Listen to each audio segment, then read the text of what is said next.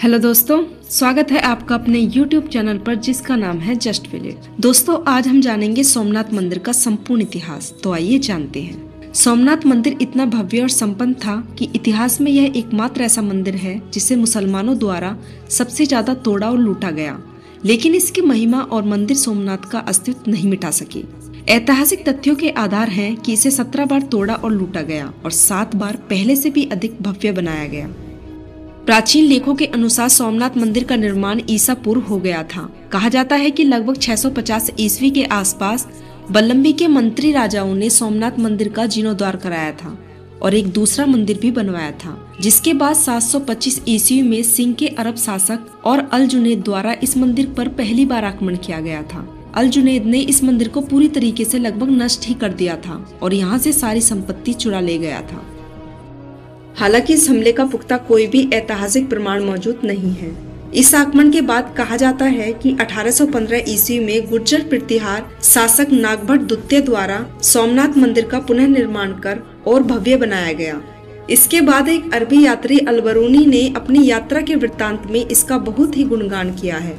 इस यात्री के वृत्तांत से प्रभावित होकर मुस्लिम लुटेरे महमूद गजनवी ने सन 1024 में सोमनाथ मंदिर पर हमला किया। उस समय के चालुक्य शासक भीमदेव प्रथम गजनवी से युद्ध हार गए। ऐतिहासिक प्रमाण है कि उसने 20 लाख दिनार की लूट की और सोमनाथ की आधी शिवलिंग को भी खंडित कर दिया था। यही नहीं, उसने सोमनाथ मंदिर में पूजा कर रहे लगभग 50,000 लोगों का कत्ल भी करवा दिया था। इसके बाद एक ऐतिहासिक प्रमाण है कि कुमारपाल नाम के शासक ने 1169 में इस मंदिर को फिर से एक उत्कृष्ट पत्थर से भव्य मंदिर बनाया और इसे सोने के गहने से सजा दिया गया था। इसके बाद फिर से मुस्लिम लुटेरे अलाउद्दीन खिलजी की सेना ने वाघेला वंश के शासक करणदेव द्वितीय को हराकर फिर से सोमनाथ मंदिर को नष्ट कर दिया। इसके बाद फिर से प्राण प्रतिष्ठा की गई। सोमनाथ ज्योतिर्लिंग को 1300 ईस्वी में मुस्लिम लुटेरे अलाउद्दीन की सेना ने फिर से खंडित किया। इसके बाद कई बार प्रभास क्षेत्र स्थित सोमनाथ मंदिर की शिवलिंग को खंडित किया गया। हसन निजाम के ताज उल नासिर के मुताबिक इस समय सुल्तान ने दावा किया था कि उसकी सेना ने तलवार के दम पर उस समय लगभग 50,000 काफिरों का कत्ल किया और 20,000 से अधिक काफिरों को दास बनाया। प्रबंधक के अनुसार कहा जाता है कि जालोर के महान सुरवीर शासक श्री कान्हाजी देव ने सोमनाथ मंदिर को लूटने जाती हुई खिलजी की सेना को रास्ता नहीं दिया था और फिर खिलजी की वापस जाती हुई सेना पर कान्हा देव ने भयंकर आक्रमण कर दिया था, जिससे खिलजी की सेना तितर बितर होकर निकल गई। लेकिन उन्होंने कुछ खजाना वापस ले लिया और सोमनाथ की शिवलिंग को भी वापस ले लिया था। इसके बाद मंदिर का दर्ज ऐतिहासिक आधार है कि मंदिर का पुनः निर्माण सौराष्ट्र के चुंडा सामा शासक महिपाल प्रथम ने 1308 में करवाया था। कई इतिहासकार बताते हैं कि 1395 में सोमनाथ मंदिर को फिर से एक बार नष्ट कर दिया गया था। इसके बाद कहा जाता है कि 1491 में गुजरात के मुस्लिम सुल्तान महमूद बेंदा ने हिंदू धर्म के लोगों की आस्था को चोट पहुंचाने के लिए शिवलिंग का अपमान भी किया था। इसके बाद लिखित इतिहास है कि 1546 ईस्वी में पुर्तगाली ने सोमनाथ कस्बे पर हमला किया और कई मंदिरों को नष्ट कर दिया था। अब दौर आया मुगल लुटेरों का। हमारे इस देश में 15वीं से 18वीं शताब्दी तक मुगलों का शासन था। उस दौरान भी इन मुस्लिम लुटेरों ने सोमनाथ मंदिर पर कई बार आक्रमण किए थे। मुगलों ने भगवान सोमनाथ के मंदिर को बहुत नुकसान पहुँचाया था, लेकिन सबसे ज्यादा नुकसान पहुंचाया संगी और दुष्ट औरंगजेब ने।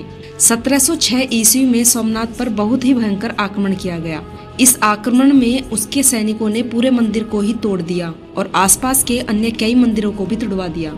और जैसे इन लुटेरों की आदतें थी, इन्होंने मंदिर का सारा सोना लूट लिया और आसपास के हिंदू गांवों को नष्ट कर बेचारे हिंदुओं का कत्ल करवा दिया। जब हम नष्ट करने वाले सभी लुटेरों का नाम जान रहे हैं, तो सोमनाथ के और देश के वीर बहादुर योद्धा हमीर जी की कहानी भी जानना बहुत जरूरी है। इसके बारे में बहुत ही कम लोग जानते हैं, इसलिए आपको इनके बलिदान और बहादुरी को जरूर जानना चाहिए।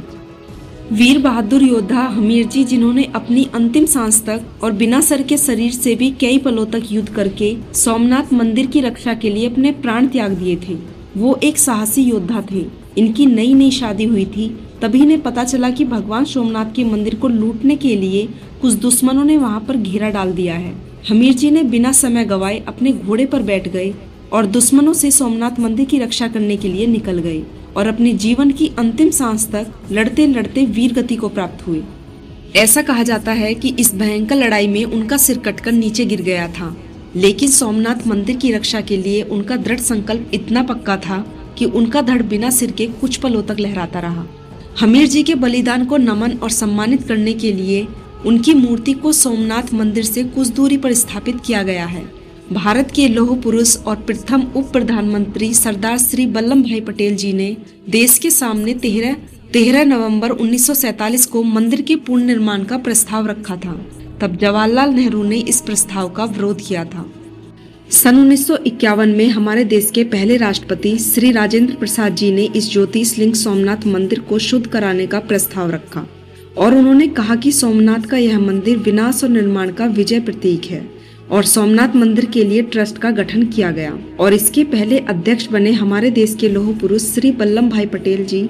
वर्तमान मंदिर के सोमनाथ मंदिर का निर्माण हमारे देश के लौह पुरुष सरदार वल्लभ भाई पटेल की मौजूदगी में कराया गया और जब 1 दिसंबर 1955 को सोमनाथ मंदिर पूरी तरह से भव्य बनकर तैयार हुआ तो इसके उद्घाटन का सौभाग्य तब तत्कालीन राष्ट्रपति श्री शंकर दयाल शर्मा जी को मिला और उन्होंने इस मंदिर को देश को समर्पित किया।